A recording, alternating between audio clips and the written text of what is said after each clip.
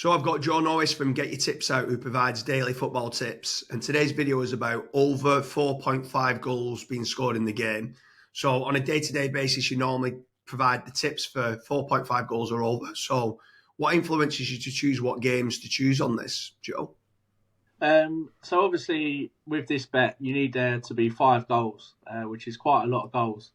So for me, again, I'm looking at recent form, seeing if the two sides are free scoring sides.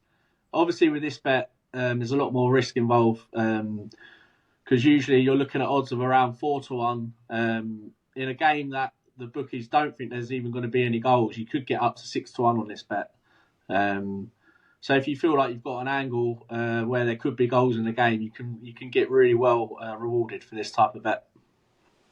Yeah, I mean, I'm normally in the remit of choosing a few, maybe 3 or 4 selections, but I will permutate them. So I will put them into like multipliers of like a lucky 15. Yeah, And you only need to get 2 up out of the 4 for you yeah, to get a significant return. You're more than doubling your money. If you get 3 up, you're doing very well. If you get 4 up, it's the jackpot. Do you know what I mean? yeah, So it tends to be normally, like you said, 9-2, 5-1, something around that price.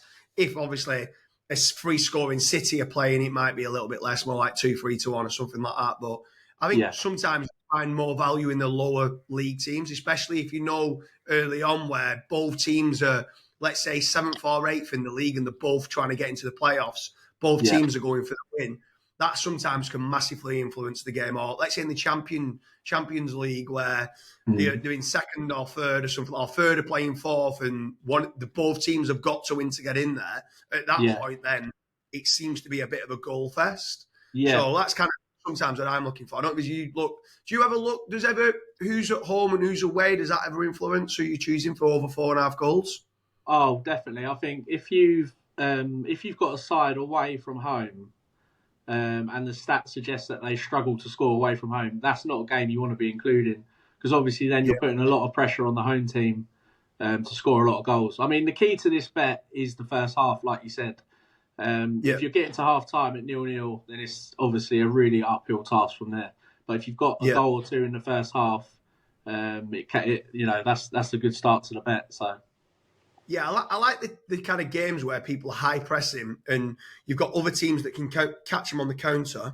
yeah, Sometimes like in a Notts Forest, they normally capture the counter because they're pretty quick up top. Or you've got someone like a Newcastle, a Liverpool, a Man City, or even like a Brighton.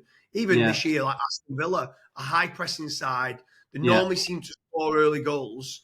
And then if they're up against, let's say, a Liverpool who seem to come strong in the second half, you're like, this is a yeah, banker for them to go for it. yeah. What about Spurs' high line? That would be a good one. Yeah, exactly. Yeah, I mean, anyone that's got a high line and a high press, I Yeah, love going goals in that game because they're quite, even though they're doing the high press and they seem to score quite a lot, they are quite easy to open up when they've got the high line. It's only one ball over the top. If they've got a quick striker on the yeah, end of it seems to be like there's good goals. I think another big one is how much extra time those being played. Like the substitutions, people was walking on one side of the pitch and walking slowly over, and a substitution was taking 2 minutes. Now all this is being stopped. yeah, So they're making them walk over like to the shorter side of the area and stuff like that. Or if yeah, there is an injury every single second, even goal kicks, goalkeepers used to take ages on the goal kicks. All this yeah. is being added on now. So you're getting like 8 and 9 minutes added time, That's which it. means that basically you're getting 90 minutes of game time play, where previously I think the stats came out, it was only like 75 minutes of game time because of throw-ins and goal kicks taking ages.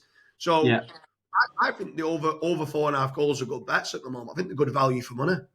yeah, definitely. I mean, you might laugh at me for this, but another key thing to check for this bet is the weather. If Yeah, you've got a bad weekend of weather where it's raining, sometimes that can just mean there's going to be a lot of goals. Obviously, other things you've got to look at is the schedule. You know, has this team played in the last 10 days? You know, there can be some periods of the season where they play 3 times within 10 days. Do you want yeah, to be backing goals or in that period, or do you want to be avoiding it? You know? yeah, exactly. Yeah, I love the weather one when you said about the wet conditions, because what seems to happen when it's wet conditions, people are going flying in with tackles, like sliding in.